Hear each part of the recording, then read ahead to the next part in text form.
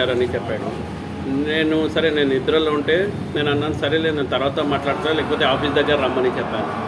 లేదు లేదు మా నాయకుడు బ్యానర్ ఎందుకు చింపినారంటే నేను అన్నాను, అది జనసేన ఫంక్షన్, అది నాకు సంబంధమే లేదు. అది నేను అన్నాను ఊర్లు కాబట్టి అది ఏమంటే గ్రూపులు ఉంటాయి, నాకు సంబంధమే లేదు అని అన్నాను. సరేలే నీకు తర్వాత మాట్లాడతానని మా వాడు అలీతో మాట్లాడుకోను అని అలీ నంబర్ ఇచ్చాను.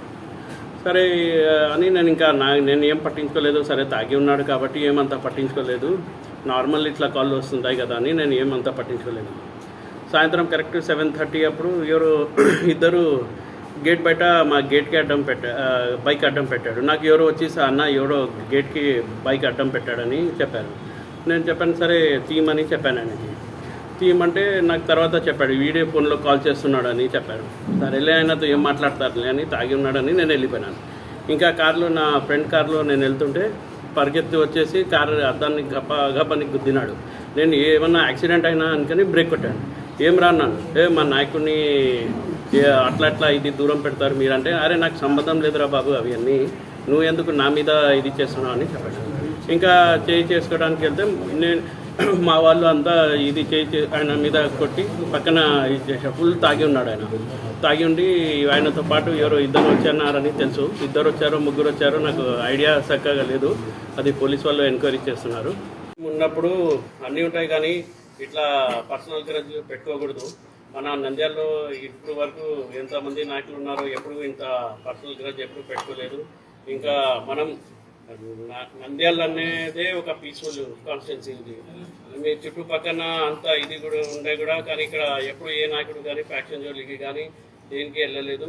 ఇంకా మీరు ఫారూక్ గారి గురించి కూడా మీకు బాగా తెలుసు, 40 years ఉన్నారు.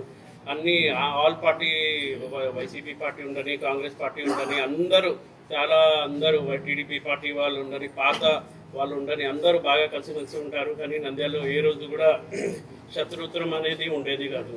కానీ ఇది చిన్న అంటే నేనేమంటున్నానంటే ఏదన్నా ఉంటుంది సరే, వాళ్ళ లీడర్ కాబట్టి కోపం ఉంటుంది, కానీ అంతా మనసులో పెట్టుకొని అదే పనిగా ఫోన్లు చేసి బెదిరించడం, మా లీడర్ ఇది అని ఉండకూడదు. ఎందుకంటే రాజకీయం ఉన్నప్పుడు ఎవరు గ్రూప్ వాళ్ళది ఉంటుంది, ఎవరు లీడర్ మీద ప్రేమ వాళ్ళకి ఉంటుంది, అంతే తప్ప అది మనం పర్సనల్ పెట్టుకోకూడదు. ఎందుకంటే రేపు లీడర్లు ఈరోజు కాకపోతే రేపు కలిసిపోతారు, మనం సఫర్ అయ్యేది మధ్య వాళ్ళే. దానికోసం నేను ఒకటే అంటాను అందరికీ, ఎప్పుడు మీరు దయచేసి ఒకరి కోసం ఏమంతా ఇది మీద వేసుకొని ఇది చేయకండి. ఇప్పుడు లాస్ట్లో సఫర్ అయ్యేది మీరే. ఎందుకంటే చూశారు మీరు, అసలు నాకు సంబంధం లేదు, అది ఎక్కడనో ఊళ్ళో జరిగింది. అక్కడ కంపల్సరీ 2-3 గ్రూపులు ఉంటాయి. నంద్యాలలో నంద్యాలలో ఇప్పటి నుంచి కదా ఎప్పటి నుంచో గ్రూపిజం ఉంది. మనం ఎప్పుడు గ్రూపిజం జోలికి కూడా వెళ్ళాము, అందరితో కలిసిమెలిసిగానే ఉంటాము. దానికోసం నేను ఏమంటానంటే ఇట్లాంటి రౌడీ రాజకీయాలు కానీ రౌడీజం కానీ మనం ఎక్కడ ప్రోత్సహించకూడదు. నంద్యాలలో ఒక పీస్ఫుల్ కాన్స్టిట్యున్సీ, ఇప్పుడు కాదు దాదాపు ఎన్నో ఇయర్స్ నుంచి ఇక్కడ ఎప్పుడు చుట్టుపక్కల ఏమన్నా అవుతుంది, కానీ నంద్యాల చుట్టుపక్కల గ్రామాల్లో ఎప్పుడు ఏం కాదు.